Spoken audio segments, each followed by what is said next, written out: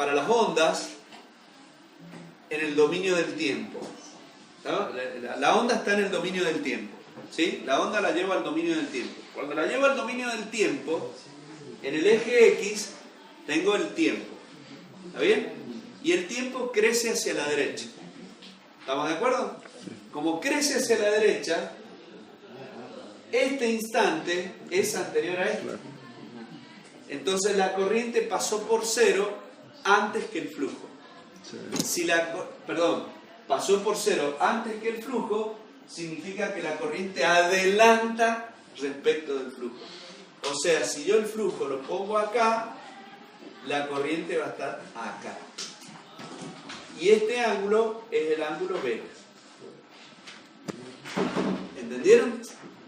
La corriente adelanta. Acuérdense que estos se toman como girando a la velocidad angular omega en sentido antihorario. Entonces pasó primero la corriente y después vino el flujo. ¿Sí? Se desfasó. Se desfasó. Dos conclusiones entonces. Primero, la onda ya no es senoidal. La corriente no es senoidal. Es periódica, pero no es senoidal. Y segundo, está desfasada respecto del flujo.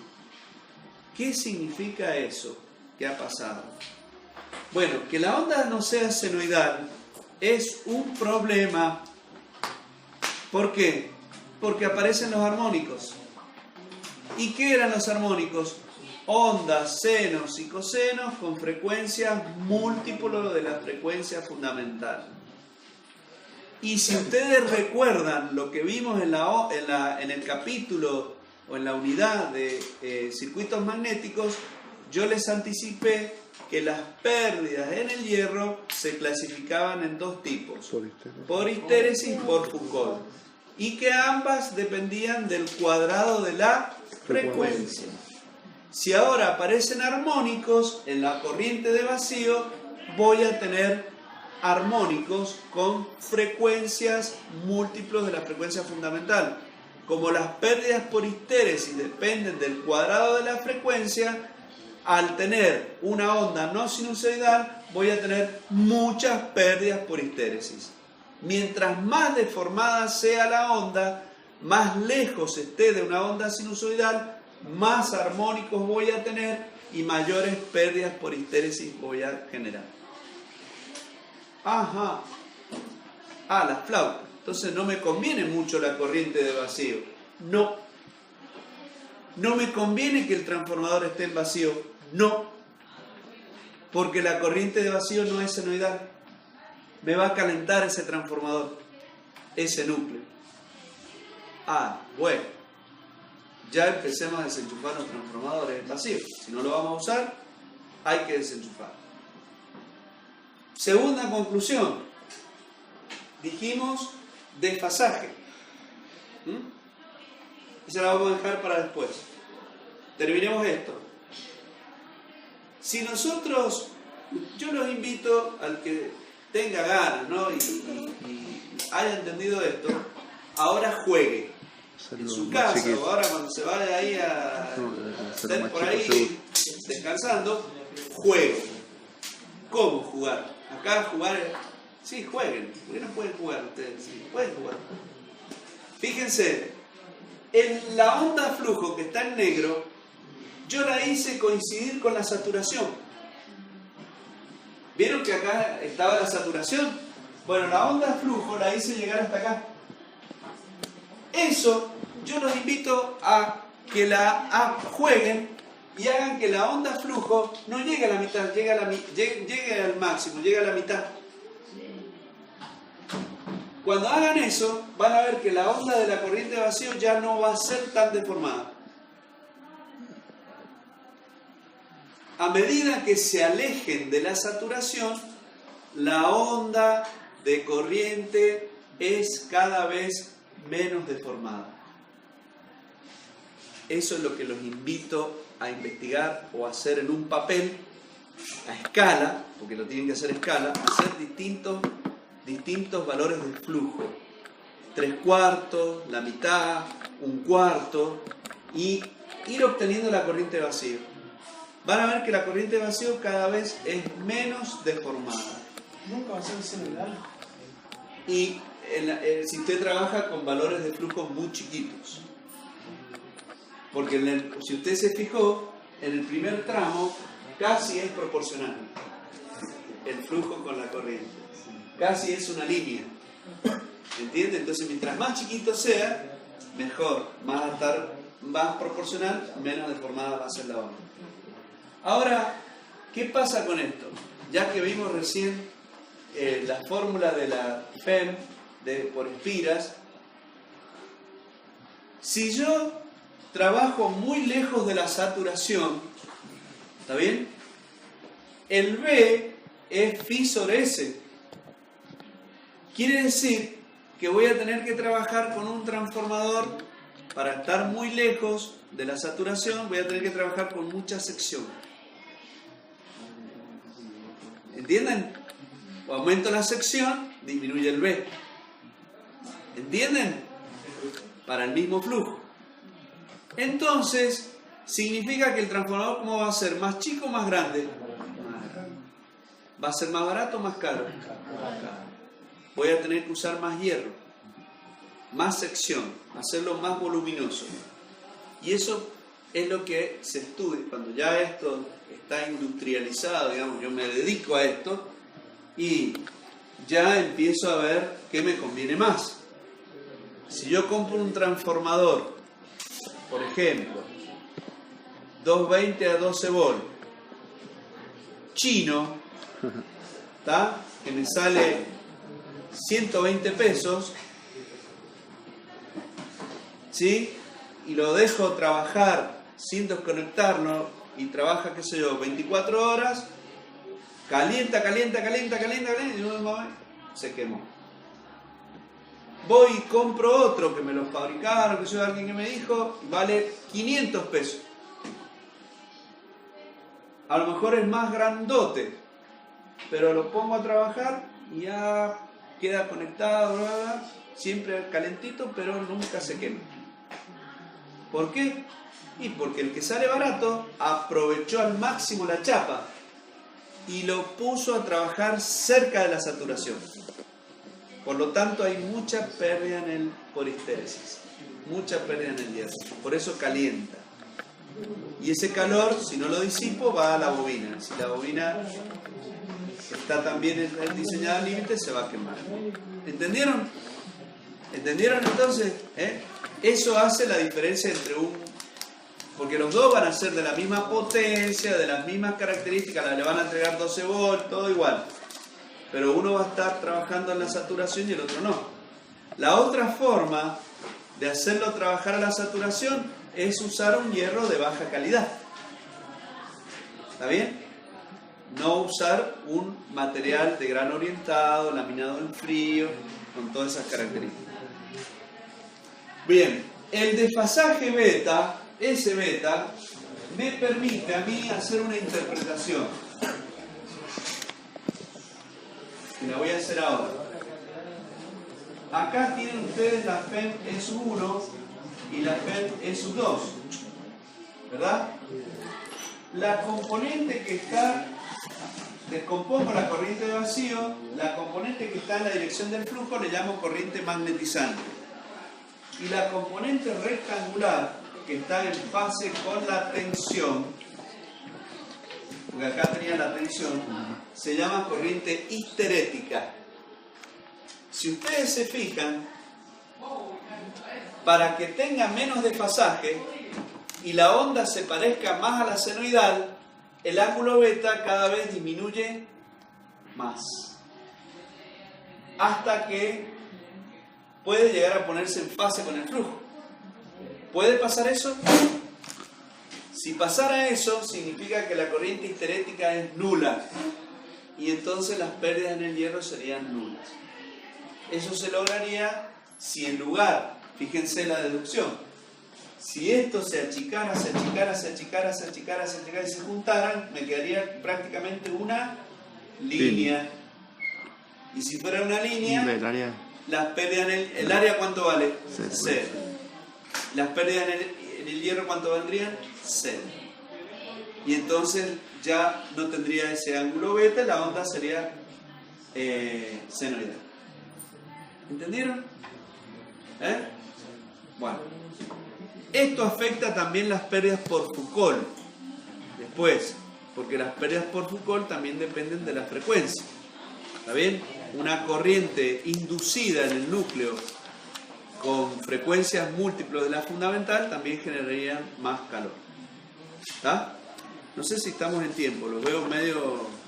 Bien. Ya son las 2:30, 12:40 les parece, y termino este análisis. Avísenme. Bueno, acá está lo que les dije yo, y entonces ahora el diagrama, bueno, el diagrama lo podemos terminar. Bueno, ahí está. La corriente de vacío desfasada a un cierto ángulo beta, la FEM, la caída de tensión R1 por I0 y la caída de tensión X1 por I0 me dan la tensión U1. Bueno, acá están las conclusiones que yo les acabo de decir. La ecuación de equilibrio magnético, dijimos que la máquina era de flujo constante, ¿se acuerdan? ¿Se acuerdan? Dijimos que la máquina era de flujo constante, la clase pasada. Los que vinieron a la clase pasada, ¿se acuerdan o no? Sí. No me hagan quedar mal. ¿Por qué era constante el flujo? Porque se contrarrestaban No, yo debía hacer eso para que quedara, pero ¿por qué era el flujo constante? ¿De quién dependía? De la tensión de la red. Y dijimos que la tensión de la red no la cambiaba yo, digamos.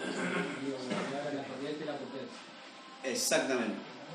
No, en este caso depende del diseño, bueno, del transformador. Yo lo he diseñado para un valor de tensión y no lo estoy modificando desde la entrada. No, desde la entrada no, yo sé. Ah, La red lo único que variaba era la corriente y la potencia. bien. Está bien.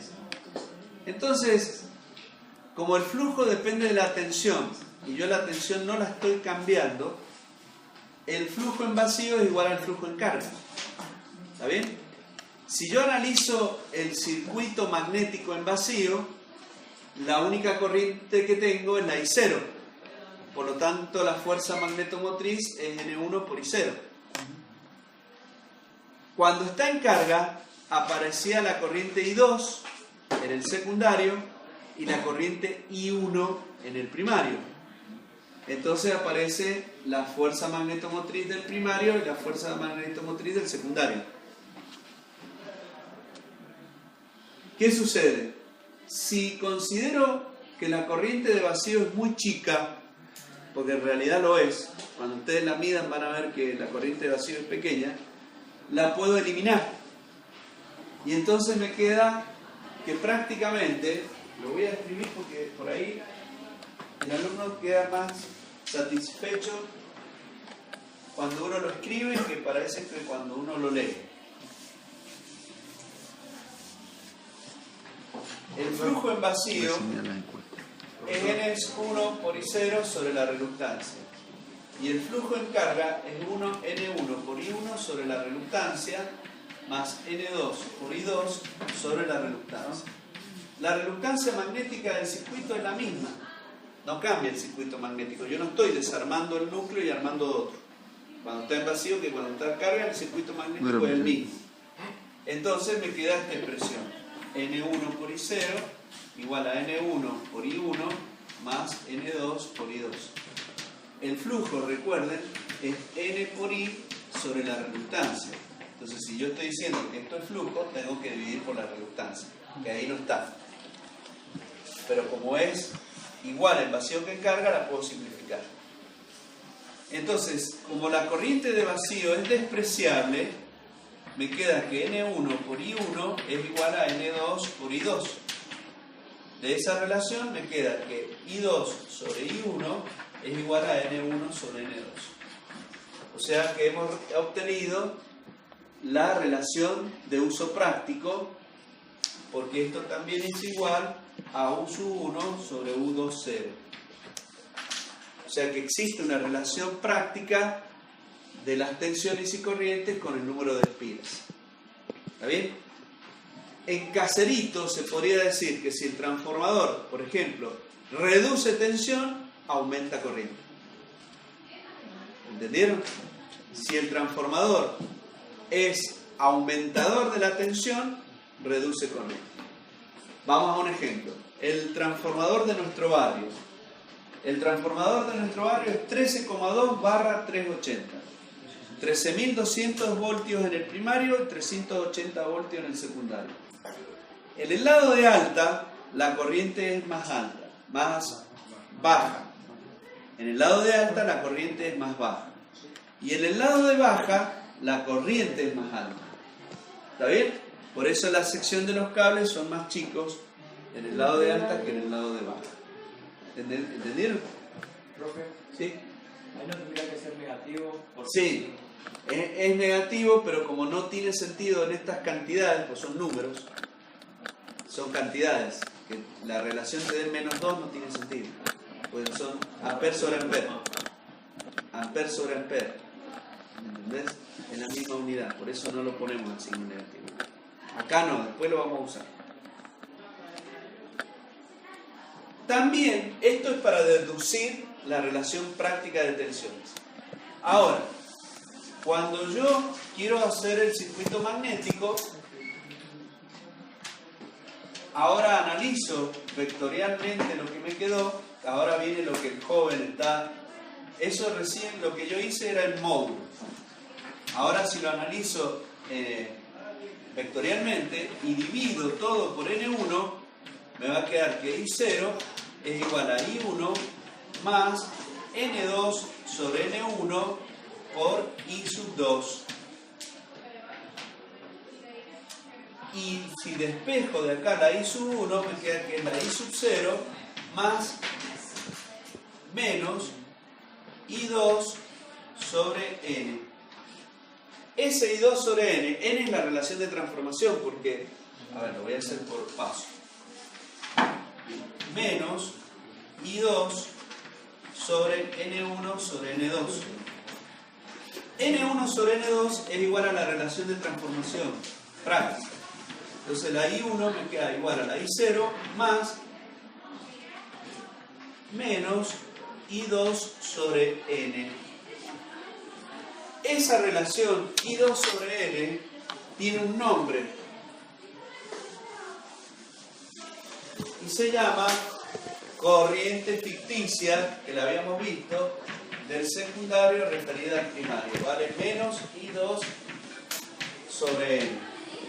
Entonces, cuando yo construyo el diagrama fasorial, en vacío, esta es la E sub 1, esta es la E sub 2, la I sub 0, supónganse, la tengo por acá, esta era la I sub H, esta era la I sub mu, este era el beta, ¿sí? Cuando lo pongo en carga al transformador, yo sabía que la corriente I2 la tenía a un cierto ángulo phi sub 2. ¿Se acuerdan lo que comenzamos estudiando? Entonces, I2 dividido N es un número que afecta al módulo, pero no la dirección del vector. Entonces, la I2,1 va a estar en la misma dirección que la I2, pero en sentido contrario. Y el módulo va a estar afectado de la relación de transformación. O sea que por acá puedo tener la corriente del secundario referida al primario. De acuerdo con aquella expresión, si yo sumo la I2,1 más la I0, vectorialmente obtengo la corriente del primario. Esta va a ser la corriente I1. ¿Se entendió?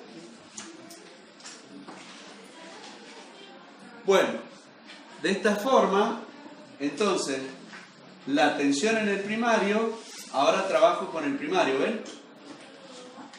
A esa corriente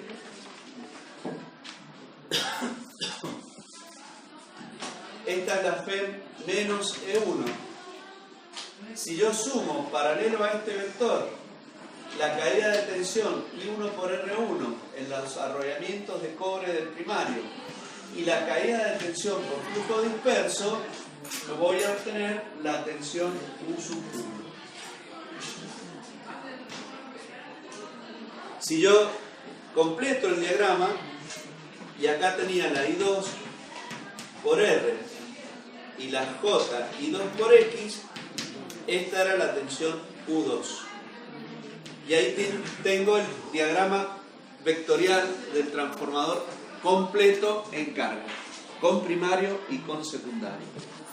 De acá se sacan algunas conclusiones. Si ustedes se fijan, el ángulo φ0 es más grande que el ángulo φ1. Quiere decir que la red ve al transformador, cuando está en vacío, desmejora el factor de potencia. Un transformador, además de desmejorar la onda, que no sea senoidal, los problemas de las pérdidas en el hierro, la red eléctricamente ve al transformador como una impedancia Z con un ángulo φ. Cuando está en vacío, el ángulo φ0 es más grande que el ángulo φ1. O sea, en vacío, el transformador desmejora el factor de potencia, porque el ángulo φ0 es más grande que el ángulo φ1. Esas son las consideraciones que tienen acá. O sea, tengo un coseno de phi en vacío muy cercano a 0.1, por ejemplo. Disculpe, profe, ¿puedo hacer una pregunta a los chicos? Sí. Chicos, ¿habían visto un bolso negro con una computadora dentro?